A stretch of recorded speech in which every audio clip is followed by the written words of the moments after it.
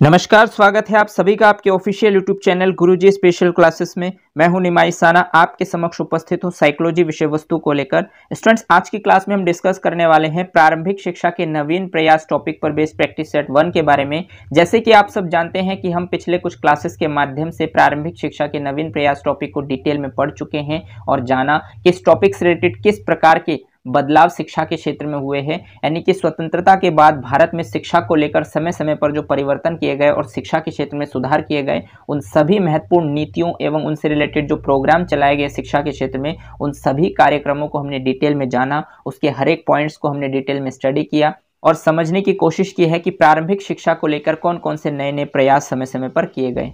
अब इस टॉपिक पर बेस्ड कुछ प्रश्नों को सॉल्व करेंगे और जानेंगे कि इस टॉपिक पर बेस्ड किस प्रकार के प्रश्न सुपर टेट एग्जाम्स में बनते हैं और इन प्रश्नों के माध्यम से ये रियलाइज करेंगे कि क्या कंटेंट वाले पोर्शंस में जो हमने पॉइंट पढ़े हैं, क्या उनसे रिलेटेड प्रश्न बनते हैं या नहीं। तो चलिए स्टार्ट करते हैं आज की क्लास और जानते हैं आज की क्लास का पहला क्वेश्चन। और इस प्रैक्टिस सेट सीरीज का पहला क्वेश्चन आपके स्क्रीन पर है। क्वेश्चन नंबर फर्स्ट में कहा गया स्टूडेंट्स कि किस आयोग की सिफारिशों के आधार पर 10 वर्षीय शिक्षा व्यवस्था को लागू किया गया। यानी किस आयोग, वो कौन सी आयोग है जिसकी सिफारिश के आधार पर, यानी कि कौन से आयोग ने सिफारिश की है जिसके आधार पर 10 वर्षीय शिक्षा व्यवस्था को लागू किया गया। ऑप्शन ए कहता है कोठारी आयोग 1964, ऑप्शन बी कहता है राधाकृष्णन आयोग 1949, ऑप्शन सी कहता है हर्टाग समिति 1929 और ऑप्शन डी कहता है ये सभी। अब आपको बताना है स्टूडेंट्स कि किस आयोग की सिफारिश के आधार पर आपने पढ़ा कि 10 वर्षीय शिक्षा व्यवस्था को लागू किया जाए। यदि कंटेंट वाले पोर्शंस को आपने अच्छे से देखा और उसको समझने की कोशिश की, उसके प्रॉपर नोट्स बनाए हैं, तो आपके लिए प्रश्न बहुत ही आसान है, क्योंकि स्वतंत्र भारत का जो पहला शिक्षा आयोग है वो आपका है कोठारी आयोग, जिसके अध्यक्ष थे दौलत सिंह कोठारी और इन्हीं के नाम पर इसको कोठारी आयोग या कोठारी कमीशन भी कहते हैं, जिसका निर्माण 1964 में किया गया था। तो इस आयोग की सिफारिश के अंतर्गत आपने पढ़ा कि संपूर्ण देश में एक समान शिक्षा हो और सामान्य शिक्षा 10 वर्षीय हो, जिसको मैंने डिटेल में बताया था कि पूर्व प्राथमिक शिक्षा कितने से कितने वर्ष होता है, निम्न प्राथमिक शिक्षा कितने से कितने वर्ष होते हैं, उच्च प्राथमिक शिक्षा, माध्यमिक शिक्षा और उच्चतर माध्यमिक शिक्षा, इन सभी शिक्षाओं को मैंने आपको डिटेल में बताया था। तो इस कोठारी आयोग 1964 में बताया गया है कि 10 वर्षीय शिक्षा व्यवस्था हो, इसलिए इस क्वेश्चन का राइट ऑप्शन आपका बनता है ए। आई होप आप मेरी बातों को समझ पा रहे हैं और इस क्वेश्चन के राइट ऑप्शन तक भी पहुंच पाए होंगे। चलिए आगे बढ़ते हैं और देखते हैं नेक्स्ट प्रश्न आपसे क्या कहता है। तो क्वेश्चन नंबर सेकंड में आपसे पूछा गया स्टूडेंट्स की नई शिक्षा नीति 1986 का एक प्रावधान बताइए। यानी कि जो आपने नई शिक्षा नीति 1986 को पढ़ा है तो उसके एक प्रावधान आपको बताने। ऑप्शन फर्स्ट कहता है प्रारंभिक शिक्षा बाल केंद्रित हो, ऑप्शन सेकंड कहता है पर्यावरण संरक्षण पाठ्यक्रम में शामिल हो, ऑप्शन थर्ड कहता है प्रारंभिक स्तर पर गतिविधियां शिक्षा का आधार हो और ऑप्शन फोर्थ कहता है उपयुक्त सभी। अब आपको बताना है स्टूडेंट्स कि नई शिक्षा नीति 1986 के जो प्रावधान है उसके अंतर्गत आपने पढ़ा है कि नई शिक्षा नीति 1986 का जो गठन हुआ था उसमें प्रारंभिक शिक्षा को बाल केंद्रित करने पर बल दिया गया था, पर्यावरण संरक्षण पाठ्यक्रम में शामिल किया गया था, यानी कि पर्यावरण को किस तरीके से संरक्षित करना है इसको सिलेबस में शामिल किया गया था, और प्रारंभिक स्तर पर गतिविधि यानी कि जो एक्टिविटी वर्ग होते हैं उसको शिक्षा का आधार माना गया था। तो ये तीनों ही बिंदु इस नई शिक्षा नीति 1986 के अंतर्गत आपने पढ़े हैं, इसलिए इस क्वेश्चन का राइट ऑप्शन बनता है उपयुक्त सभी, यानी डी। आई होप आप मेरी बातों को समझ पा रहे हैं और इस क्वेश्चन के राइट ऑप्शन तक भी इजीली पहुंच पाए होंगे। चलिए आगे बढ़ते हैं और देखते हैं नेक्स्ट क्वेश्चन आपसे क्या कहता है। क्वेश्चन नंबर थर्ड आपसे पूछता है स्टूडेंट्स की मध्याह्न भोजन योजना कब प्रारंभ हुआ। यानी कि मध्याह्न भोजन योजना MDM जिसको हम कहते हैं मिड डे मील योजना, इसको कब प्रारंभ किया गया। ऑप्शन फर्स्ट कहता है 15 अगस्त 1995, ऑप्शन सेकंड कहता है 15 अगस्त 1996, ऑप्शन थर्ड कहता है 15 अगस्त 1997 और ऑप्शन डी कहता है 15 अगस्त 1998। तो कंटेंट वाले पोर्शंस में मैंने आपको डिटेल में स्टडी कराया कि इसकी योजना, इस MDM मिड डे मील को कब लागू किया गया था, सुप्रीम कोर्ट ने कब आदेश दिया था कि पका पकाया भोजन प्रदान किया जाए, और उत्तर प्रदेश सरकार ने प्रारंभिक स्तर पर इसे कब लागू किया गया था और उच्च प्राथमिक स्तर पर इसे कब लागू किया गया था। इन सभी पॉइंटों पर हम डिटेल में स्टडी कर चुके हैं। आशा करता हूं कि आपने अच्छे से देखा होगा कंटेंट वाले पोर्शंस को। तो आपके लिए प्रश्न बहुत ही आसान है, क्योंकि इसमें बताया गया है कि MDM यानी मिड डे मील योजना का प्रारंभ जो है 15 अगस्त 1995 को किया गया था, इसलिए इस क्वेश्चन का राइट ऑप्शन आपका हो जाता है ए।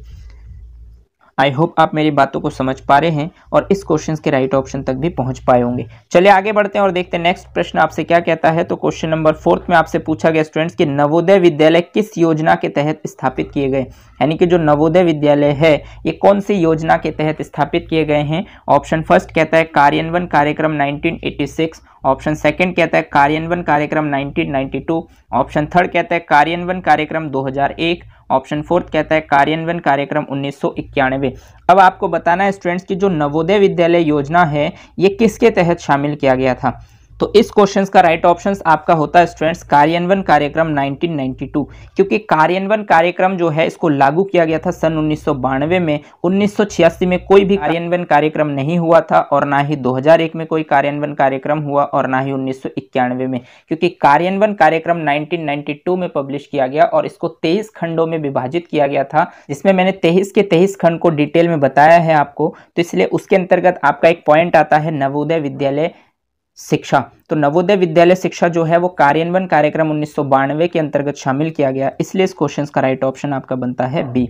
आई होप आप मेरी बातों को समझ पा रहे हैं और इस क्वेश्चन के राइट ऑप्शन तक भी पहुंच पाए होंगे। चलिए आगे बढ़ते हैं और देखते हैं नेक्स्ट 5th क्वेश्चन आपसे क्या कहता है। तो नेक्स्ट 5th क्वेश्चन आपसे पूछता है स्टूडेंट्स कि स्वतंत्रता से पूर्व शिक्षा का प्रमुख माध्यम कौन सी भाषा थी। देखिए स्वतंत्रता से पूर्व की बात है और आपको पता है स्वतंत्रता से पूर्व जो हमारे देश में जो अधिकार था वो अंग्रेजों के पास था, तो इसलिए उस समय जो ब्रिटिश गवर्नमेंट थी उन्हीं के अंडर में था और उन्होंने जो शिक्षा का माध्यम बनाया था। ऑप्शन फर्स्ट कहता है हिंदी, ऑप्शन सेकंड है अंग्रेजी, ऑप्शन थर्ड है अंग्रेजी हिंदी और ऑप्शन फोर्थ है हिंदी उर्दू। तो आपको पता है स्वतंत्रता से पूर्व जो है भारत में जो कब्जा था वो ब्रिटिशों के पास था, तो इसलिए जो शिक्षा का माध्यम था उनके समय में वो अंग्रेजी माध्यम ही था और वो चाहते थे जो पाश्चात्य वाले थे यानी कि जो ब्रिटिश गवर्नमेंट है उनकी मानसिकता यही थी कि भारत में जो है अंग्रेजी शिक्षा का प्रचार प्रसार अधिक से अधिक किया जाए। तो इसलिए इस क्वेश्चन का राइट ऑप्शन आपका बनता है बी कि स्वतंत्रता से पूर्व शिक्षा का प्रमुख माध्यम जो है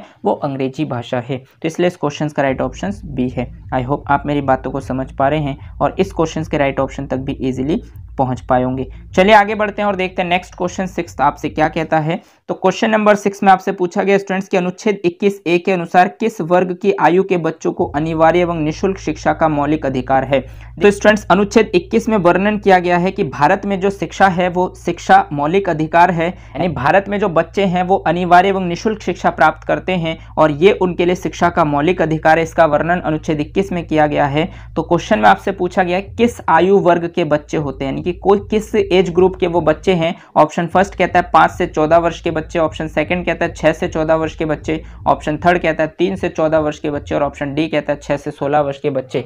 तो स्टूडेंट्स कंटेंट वाले पोर्शंस में मैंने आपको बताया कि अनुच्छेद 21A जो है शिक्षा मौलिक अधिकार के रूप में है और इसमें बताया गया है कि 6 से 14 वर्ष आयु के बच्चों के लिए भारत में अनिवार्य एवं निःशुल्क शिक्षा का प्रावधान है। इसलिए इस क्वेश्चन का राइट ऑप्शन बनता है आपका बी, 6 से 14 वर्ष के बच्चों की बात की गई है इस अनुच्छेद 21 में। तो इसलिए इस क्वेश्चन का राइट ऑप्शन आपका बनता है बी। आई होप आप मेरी बातों को समझ पाए होंगे और इस क्वेश्चन के राइट ऑप्शन तक भी इजीली पहुंच पाए होंगे।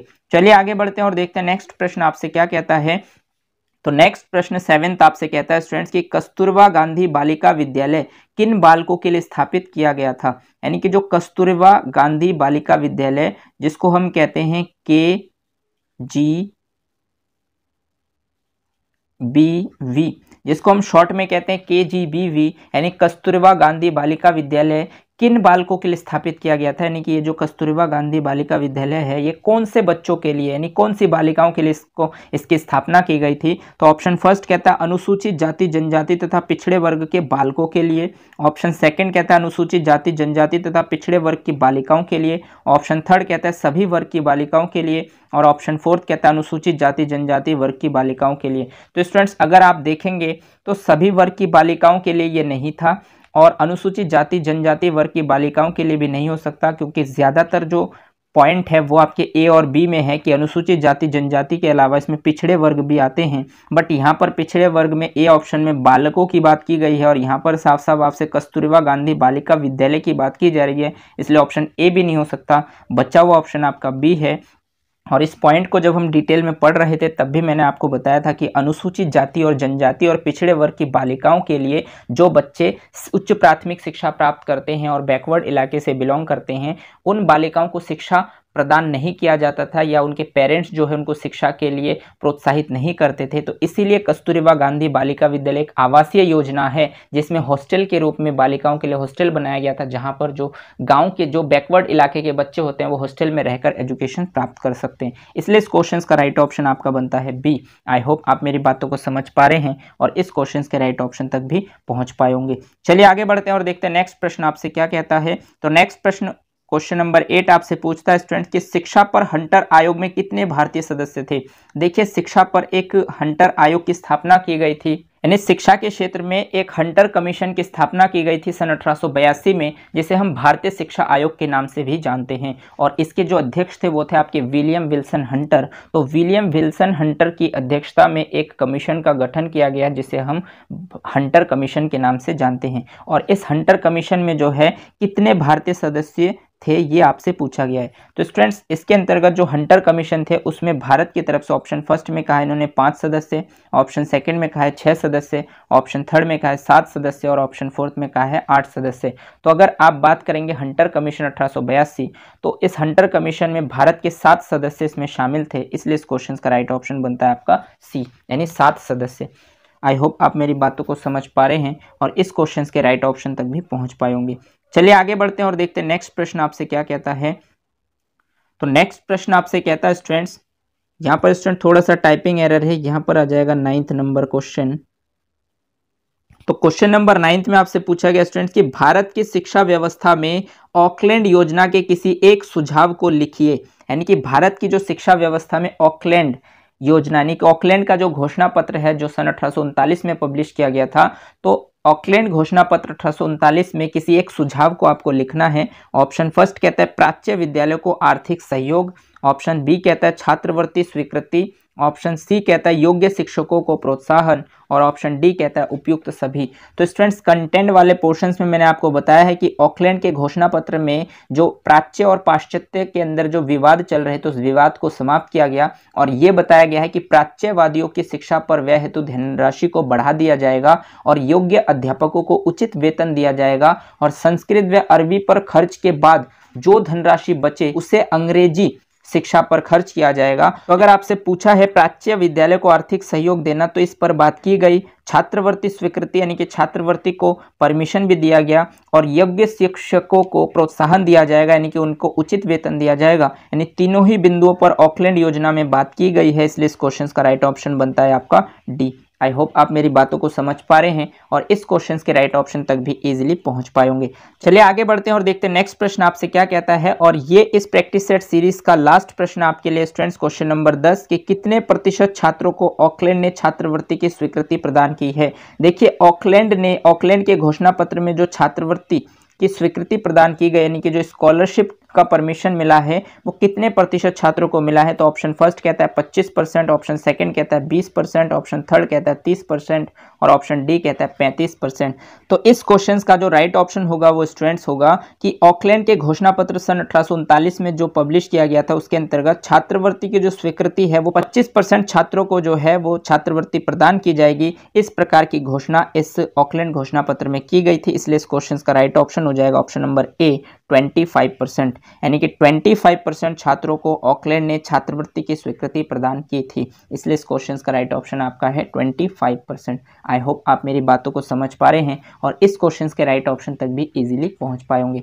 आई होप आप मेरी बातों को समझ पाए हैं और आपने देखा कि इस टॉपिक पर बेस्ड किस प्रकार के प्रश्न आपके सुपर टेट एग्जाम्स में पूछे जाते हैं। आशा करता हूं कि यहाँ तक जो भी प्रश्न आपने देखे हैं उस सभी प्रश्न आपको क्लियर हो पाए होंगे, लेकिन फिर भी अगर किसी प्रश्न में आपको डाउट बनता है तो आप कॉमेंट सेक्शन में कमेंट कर सकते हैं। मैं कोशिश करूंगा कि आपके डाउट्स को क्लियर करूं। आज के लिए बस इतना ही। अगर आपको ये क्लास अच्छी लगी हो तो इसे लाइक कीजिए, अपने दोस्तों के साथ शेयर कीजिए और अगर आपने चैनल को सब्सक्राइब नहीं किया है तो चैनल को सब्सक्राइब कर लीजिए, बेल आइकन को भी प्रेस कर दीजिए ताकि इसी तरीके के बेनिफिशियल वीडियो जब भी मैं आपके लिए बनाऊं तो आपको टाइम टू टाइम नोटिफिकेशन मिलते रहें। मिलते हैं नेक्स्ट वीडियो में, तब तक के लिए धन्यवाद। जय हिंद।